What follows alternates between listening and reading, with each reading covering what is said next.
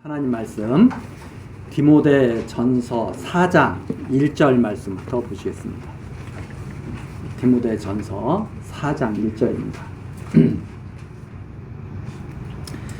그러나 성령이 밝히 말씀하시기를 후일에 어떤 사람들이 믿음에서 떠나 미혹해하는 영과 귀신의 가르침을 좇으리라 하셨으니 자기 양심이 화인 맞아서 의식함으로 거짓말하는 자들이라.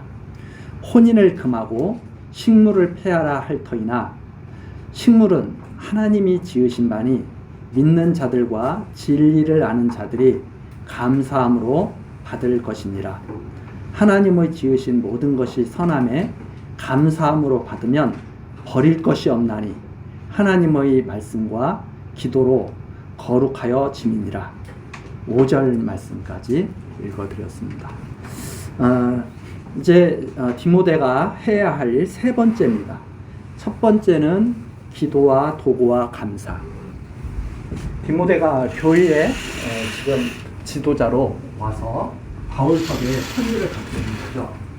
그래서 이 바울 사도는 디모데에게 지금 편지를 쓴 이유가 바울 사도의 뜻을 전하기 위해서 편지를 쓴 것이 아니라 하나님께서 교회를 향해서 어떤 뜻을 가지고 계신가 하는 것을 지금 편지를 통해서 차근차근 알려주고 있습니다. 디모데가 해야 할 첫 번째가 무엇인가 하면 기도와 도구와 감사.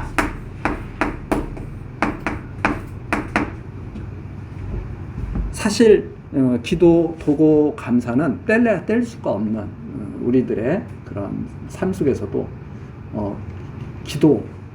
기도하고 찬송하는 것, 이것은 성도의 그 아주 삶이라고 이렇게 말할 수 있죠. 기도를 그래서 마치 우리 사람들이 살아가면서 숨 쉴 때 그 쉬는 그 숨에 비교를 하는 분들도 많고 그렇습니다. 그런데 기도와 도구와 감사는 하나님의 뜻을 생각하고 살아가는 가장 근본적인 그러한 사람들의 자세죠. 두 번째 해야 할 일이 무엇인가 하면 은사대로 교회의 질서를 세운다. 두 번째가 은사 따라서 교회의 질서를 세운다.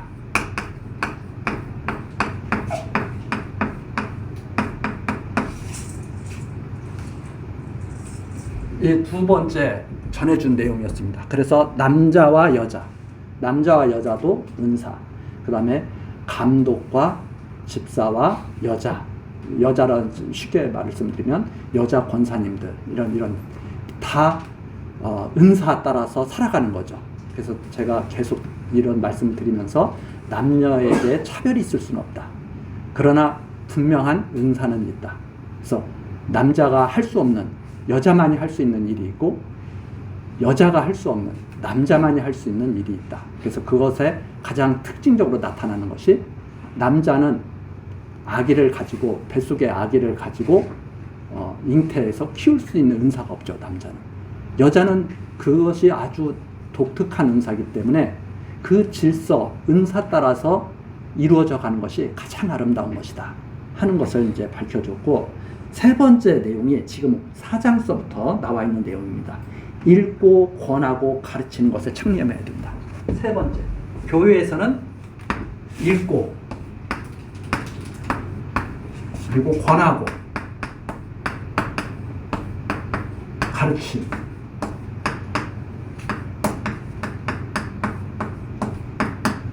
가르쳐야 한다는 것입니다. 교회에서 해야 할 일이 무엇이냐? 하나님의 말씀을 읽고 하나님의 말씀으로 권하고 하나님의 말씀을 가르치는 일, 이게 교회에서 이루어져야 할 중요한 세 번째 내용입니다. 그런데 이렇게 지금 전해주는 것은 성령께서 바울 사도를 통해서 이렇게 권하고 있는 까닭은 바로 교회를 그리스도께서 다스린다고 하는 것을 밝혀주는 계시의 내용이다. 그래서 우리가 이 디모데서를 딱 읽고 마지막으로 가져야 할 마음이 무엇이냐? 교회를 목사가 다스리는 것이 아니라, 장로님들이 다스리는 것이 아니라 하나님께서 다스리고 계시구나. 주님이 교회의 머리가 되시는구나 하는 사실을 깨닫도록 하시려는 것이 바로 가장 근본적인 목적이다. 그래서 우리가 디모데서를 잘 배우게 되면 교회의 머리가 되시는 분은 그리스도시고 그 교회의 머리, 우리가 머리의 명령 따라서 우리 몸이 움직이듯이 교회의 머리 되신 그리스도의 뜻을 따라서 교회는 세워져 가는 거고 자라나는 거고 확장되어 가는 거구나 하는 것을 우리들이 깨달아야 되는 것. 그것이 가장 근본적인 하나님께서 교회의 설립자시고 교회를 주관하시는 분이시고 자라나게 하는 분이다. 이런 것을 잊지 않아야 된다고 제가 말씀을 드렸습니다. 근데 이제 문제는 무엇인가 하면 이걸 너무나 사람들이 신령한 하나님의 말씀으로 이해하는 것이 아니라 육체적으로 자꾸 이걸 육체의 일로 자꾸 이해를 하다 보니까 육체에 나타나는 현상을 가지고 모든 것들을 판단하기가 쉽게 된다. 그래서 이 육체적으로 조금 건강하게 되면 하나님의 축복을 받았다고 생각하고 또 물질적으로 조금 많아지게 되면 하나님의 축복을 받았다고 생각하고 또 세상에서 존경받고 지위가 높아지면 하나님의 축복을 받았다고 생각하는데 그건 완전히 육체적인 일에 불과한 것이다. 그것은 다 없어질 일이고 진짜 중요한 것은 하나님의 말씀을 깨닫는 신령한 복을 받은 것. 하나님의 말씀을 읽을 때 정말 하나님이 계신 것을 인정하고 범사의 그를 인정하고 사는 것. 이것이 정말 하나님께 축복받은 사람들의 그런 삶이 될 것이다 하고 제가 말씀을 드리는 겁니다. 자, 그런 관계 속에서 지금 4장 내용이 시작되는 거죠.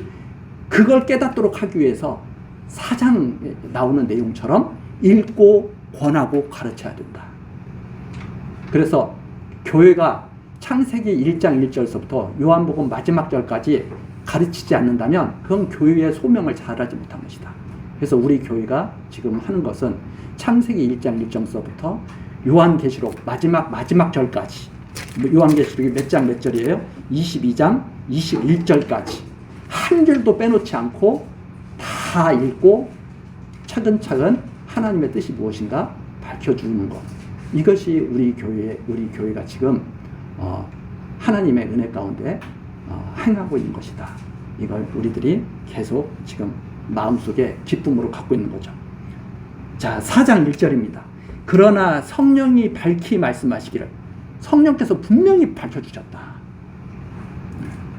성령께서 무엇을 밝혀주셨느냐? 후일에, 여기서 후일이라고 하는 것은 어떤 시기가 되면 하나님이 정하신 어떤 시기를 말하는 거죠. 그냥 우연히 찾아오는 게 아니라 하나님께서 딱 정해놓으신 시기가 있어요. 정해놓은 때가 있어요. 우리 사람의 때도 다 있지 않습니까? 태어날 때도 있고 건강할 때도 있고 약할 때도 있고 이제 마지막에는 하나님께 돌아갈 때도 있죠. 이 하나님께서 다 정해놓으신 때예요. 그러면 여기서 후일은 하나님이 정해놓으신 어떤 시기가 되면 어떤 사람들이 믿음에서 떠나 미혹해하는 영과 귀신의 가르침을 쫓으리라. 참 안타까운 일이죠. 하나님께서 붙들어 주시지 않는 어떤 사람들이 있어요. 하나님께서 정말 은혜 가운데 꽉 붙들어가지고 흔들리지 않게 하시면 얼마나 좋겠어요. 근데 그렇지 않은 사람들이 있어요. 이 사람들은 믿음에서 떠날 거예요. 즉 무슨 말이냐면 교회에서 아무리 오래 다닌다고 해도 신앙생활에 끝까지 함께 할 수 없을 거예요. 그래서 미혹해하는 영과 귀신의 가르침을 쫓는 사람들이 분명히 나타날 것이다. 성도들만 해당되는 게 아니라 목사, 장로님들도 다 해당되는 말입니다. 그래서 이 성경책에 보면 바울 사도와 함께 했던 사람들이 나중에 바울 사도를 떠나는 것, 이런 것들이 여러 군데 기록된 것을 우리들이 볼 수가 있죠. 한때는 끝까지 이 복음을 위해서 이 하나님의 말씀을 마음속에 새겨서 살겠다 하고 바울 사도와 함께 하다가 세상으로 떠나는 사람들, 바울 사도를 반대하는 사람들이 있고, 그 이유가 뭐냐? 미혹해하는 영과 귀신의 가르침을 쫓으라는 성령의 밝혀주신 말씀대로 되는 것이죠. 그런데 이런 사람들은 어떤 사람들이냐? 2절에 나옵니다. 자기 양심이 화인 맞아서. 이게 무슨 뜻이냐면, 화인 맞아, 우리가 그렇잖아요. 맨 처음에 거짓말 한 번 하기는 힘듭니다. 다른 사람 한 번 속여먹기는 힘들어요. 그런데 그걸 한 번 하잖아요. 두 번째는 더 쉬워집니다. 그렇게 살다 보면 밥 먹듯이 거짓말하게 되죠.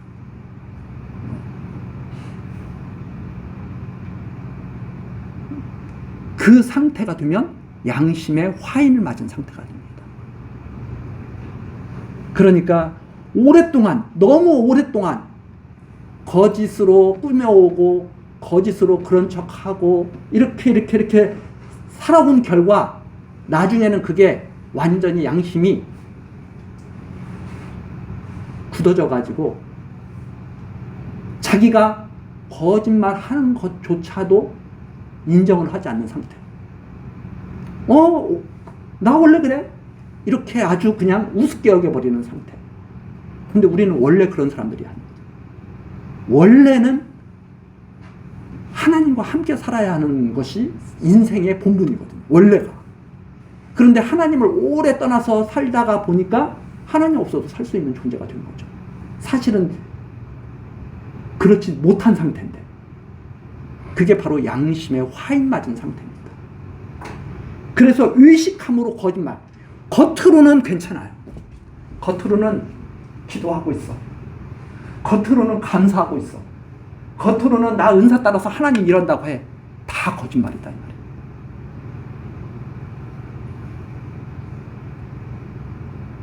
말이에요. 이것이 내가 거짓된 삶을 살고 있네 하고 느껴지는 사람은 구제 가능성이 있는 사람이죠.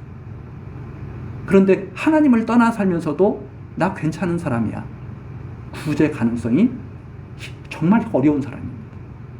그러나 하나님께서는 바울 사도처럼 스데반 집사를 죽이는 일에도 찬성했고 믿는 사람들을 잡아오려고 다메섹 도상으로 뛰어가던 그런 바울 사도 같은 그런 상태에 있던 사람도 마음을 부드럽게 고칠 수가 있는 분이 바로 하나님이시죠. 제가 가끔가다 그런 말씀 드리잖아요. 심리학자들이 고치는 게 아닙니다. 우리는 텔레비전에서 그런 거 풀어보면서 심리학자들이 사람의 마음을 고친다.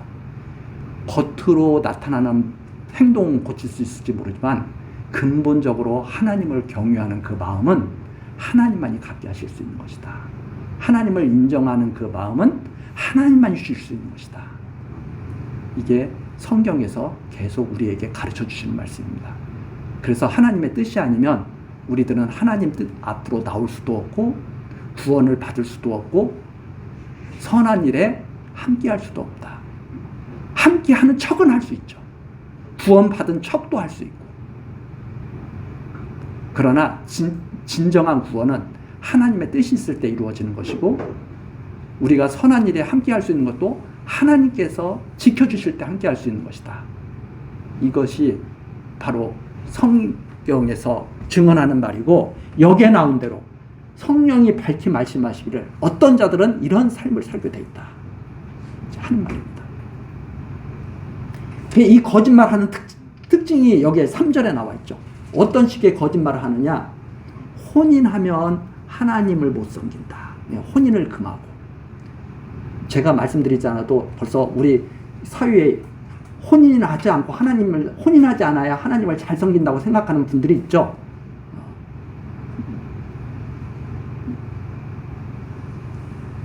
예전에 이걸 제가 직접 이렇게 말을 하니까 그게 신고가 돼가지고 녹화가 돼가지고 이게 인터넷에 뜨니까 그게 삭제가 됐더라고요.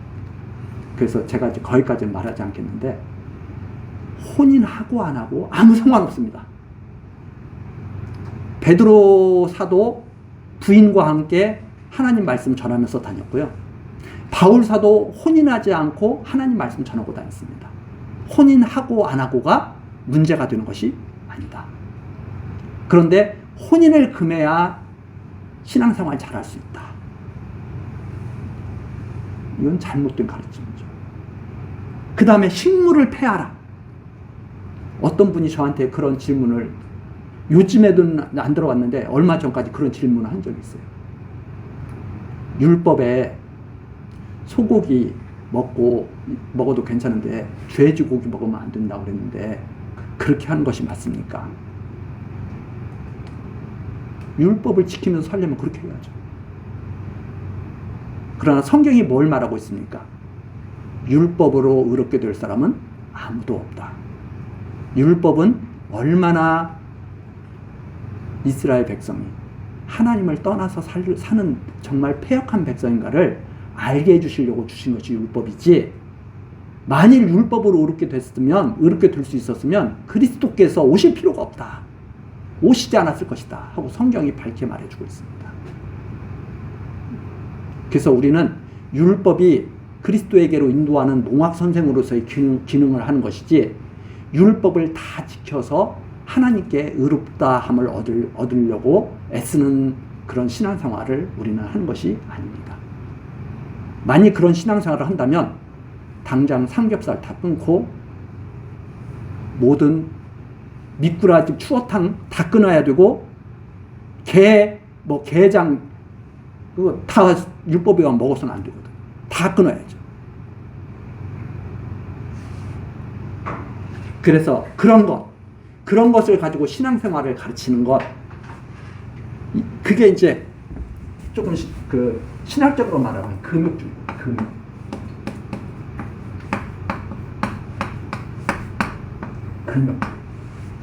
이 금욕주의에 빠져가지고 이걸 신앙생활을 잘하는 거라고 착각하는 사람들이 있어요. 예를 들어서 이 금욕주의는 먹는 것뿐만이 아니고 뭐 그런 겁니다. 오해 없이 다시 한번 말씀드리겠는데, 새벽기도가 나쁘다는 말이 아니라 새벽기도 나오면 나 하나님의 사랑을 받는 거야. 왜? 새벽서부터 하나님께 시간을 바치니까. 금욕주의입니다. 새벽기도 안 나와도 아무 문제 없어요. 왜? 나오면 자기가 나올 수 있어서 나오면 좋죠. 근데 그거 안 나오는 사람은 신앙이 좋고, 그거 안 나오는 사람은 신앙이 나쁘고, 이렇게 판단할 문제가 아니라는 말입니다.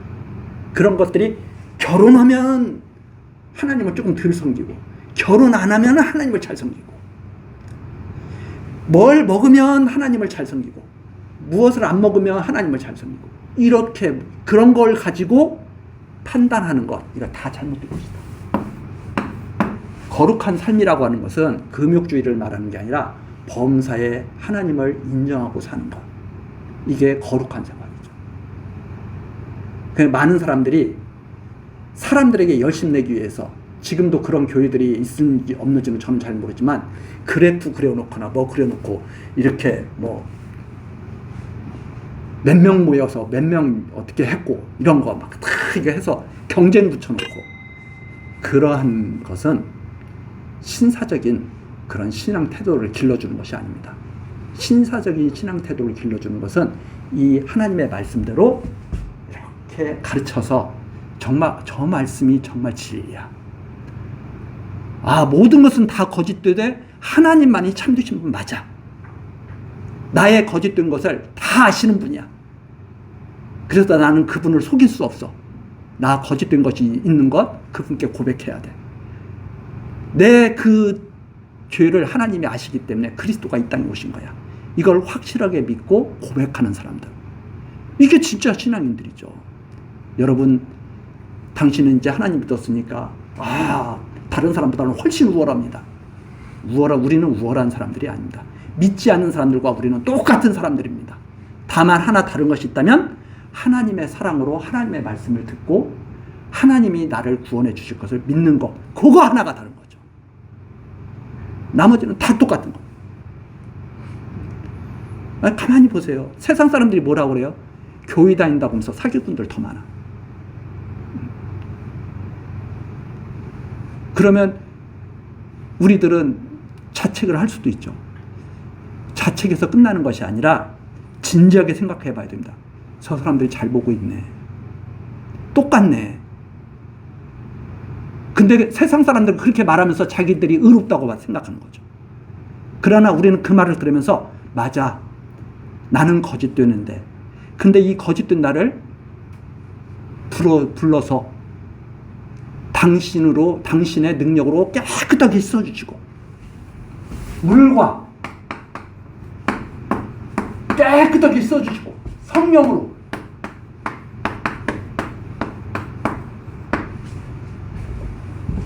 다시 태어나게 하신 거야.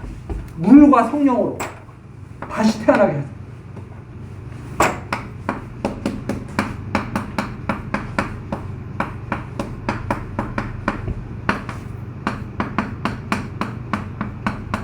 이게 중생이죠. 나는 더러워. 그러나 그분이 물로 깨끗하게 써주시고 나는 내 마음대로 살고 싶어 했던 사람이야. 성령으로 나를 주관하신 분이야. 그래서 지금 우리가 이렇게 살고 있는 거야. 그것을 디모데에게도 지금 밝혀주고 있는 거야. 디모데야, 너 지도자가 된 것 하나님께서 이러한 뜻을 너에게 깨닫게 하시고 너를 통해서 교회의 주인이 그리스도이신 것을 알게 하시려는 거야. 이러한 말씀을 우리가 진짜 영으로 들어야 되는 거죠. 근데 매일 듣기 쉬운 말이 뭐냐면 하나님만 잘 믿으면 출세할 수 있습니다. 하나님만 잘 믿으면 아프지 않을 수 있습니다. 하나님만 잘 믿으면 부자 될 수 있습니다. 그것은 복음이 아닙니다. 거짓말이죠. 왜? 하나님 잘 믿어가지고 야고보 사도 목 잘려서 죽었잖아요. 하나님 잘 믿었는데 바울 사도 3번 기도해도 병 안 고쳐주시잖아요. 하나님 잘 믿었는데 베드로 사도 십자가에서 거꾸로 매달려서 순교당했다고 전해져 오잖아요. 하나님 잘 믿은 대가입니다.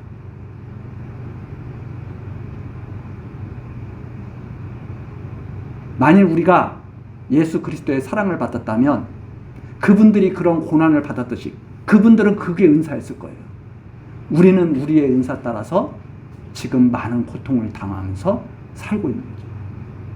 우리 역시 그러한 삶을 우리는 그분들보다 그걸 감당할 만한 능력이 없어서 그런 시대를 안 살게 하신 거예요. 우리는 이 정도밖에 감당할 능력을 우리는 못 받은 게 뭐냐면 우리가 이거 이상으로 시험을 받으면 우리는 넘어질 수가 있어요. 그래서 하나님이 우리를 지켜주시기 위해서 이 정도로 살게 하신 것이다. 이렇게 이해를 우리들이 하면서 그 지금의 이 신앙생활을 감사하게 여겨야 되는 거죠. 자, 그래서 감사함으로 받아야 된다. 3절. 모든 믿는 자들과 진리를 아는 자들은 감사하게 받아야 된다.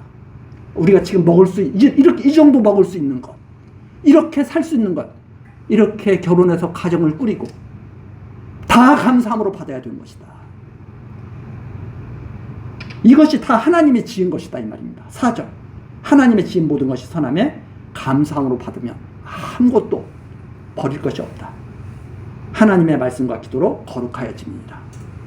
이렇게 말씀을 하고 계신 겁니다. 우리 다음 시간 계속해서 연결해서 우리 또 6절 내용부터 살피기로 하고 오늘 여기까지 하시겠습니다. 기도하시겠습니다. 은혜로우신 하나님, 참으로 무지하고 연약했던 우리들 하나님 말씀으로 강하게 하시며 하나님 말씀으로 담대하게 하시니 감사드립니다. 하나님, 이 시간에도 우리들 교회당에 불러 모시고 비록 작은 숫자지만 하나님의 말씀으로 위안을 받고 힘을 얻고 하나님의 뜻이 무엇인지 생각할 수 있는 이 귀한 시간 허락해 주시니 정말 감사드립니다. 우리들이 날마다 살아가면서 하나님께서 우리에게 주신 것들이 무엇인지 생각하며 감사함이 넘치게 하시고 기도하고 하나님의 뜻에 따를 수 있는 이 마음을 주신 것에 대해서 우리들이 즐겁게 순종하며 살아갈 수 있도록 역사하여 주옵소서. 우리 교회학교에서 듣는 이 모든 어린이들 또 영혼들 우리 성도님들 하나님의 크신 사랑이 항상 함께 하시기를 소원하며 예수 그리스도의 이름으로 기도드리옵나이다. 아멘.